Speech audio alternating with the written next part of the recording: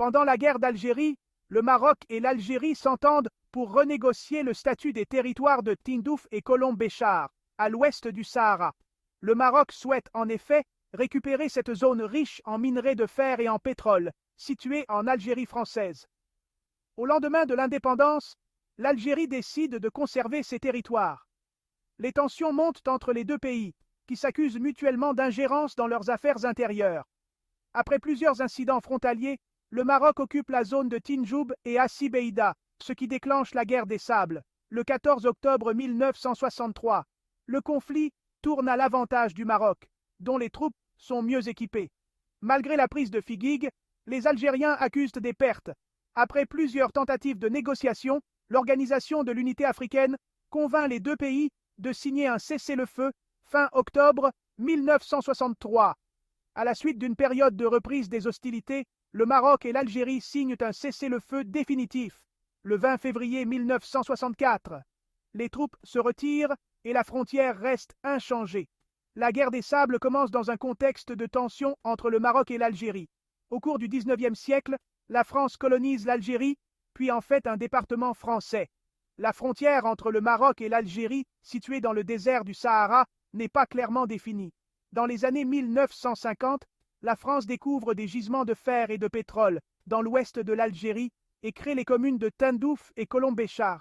Le Maroc, sous l'influence du parti de l'Istiklal, revendique cette région au nom du Grand Maroc. La France propose alors au Maroc de lui restituer ses territoires en échange de sa neutralité dans la guerre d'Algérie.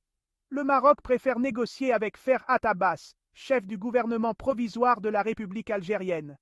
L'accord prévoit la renégociation du statut de Tindouf et Kolom-Béchar lorsque l'Algérie sera indépendante. Cependant, après l'arrivée au pouvoir de Ben Bella en 1962, il n'est plus question de restituer ces territoires au Maroc. La tension monte entre les deux pays avec des incidents à la zone frontalière. L'armée marocaine fait plusieurs incursions en territoire algérien. Alors que des travailleurs marocains sont expulsés d'Algérie, des marchands algériens de Oujda doivent quitter le Maroc. En septembre 1963, l'agence marocaine Maghreb Arabe Presse affirme que les troupes algériennes occupent Tarfaya, Zegdou et Mridja. Les Marocains prennent Tinjoub et Assi Beïda, les perdent, puis les reconquièrent le 14 octobre 1963. Le 15 octobre, l'Algérie décide la mobilisation générale. La prise de Tinjoub et Assi Beïda par les forces marocaines, le 14 octobre 1963, marque le début de la guerre des Sables. Les Algériens répliquent et décident d'ouvrir un nouveau front, plus au nord, et occupent le village marocain d'Ish.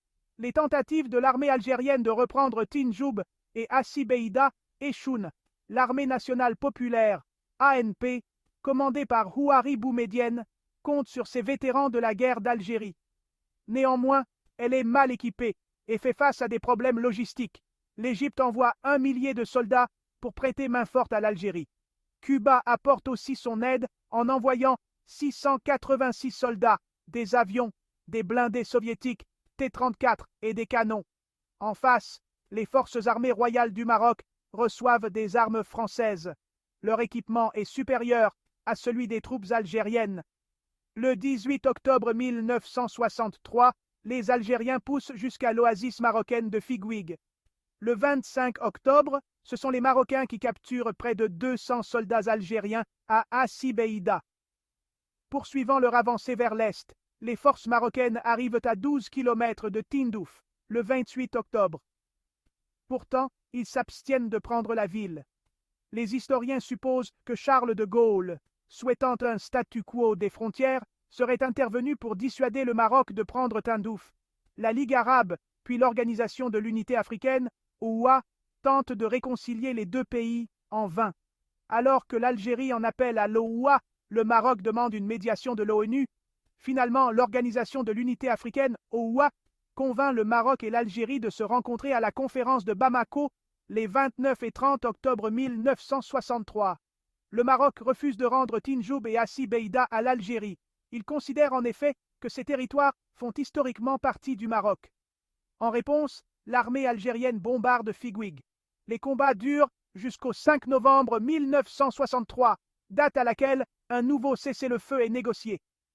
Malgré ses succès militaires, le Maroc craint que la médiation de l'OUA ne finisse par lui être défavorable. L'Algérie, nouvellement indépendante, bénéficie du soutien de la plupart des pays d'Afrique. Le Maroc en appelle alors à l'ONU, qui refuse de s'impliquer et conseille au Royaume de respecter les accords de Bamako. Lors de la session extraordinaire du 15 au 18 novembre à Addis-Abeba, l'OUA confirme les clauses de Bamako. La frontière restera celle d'avant le début de la guerre des sables.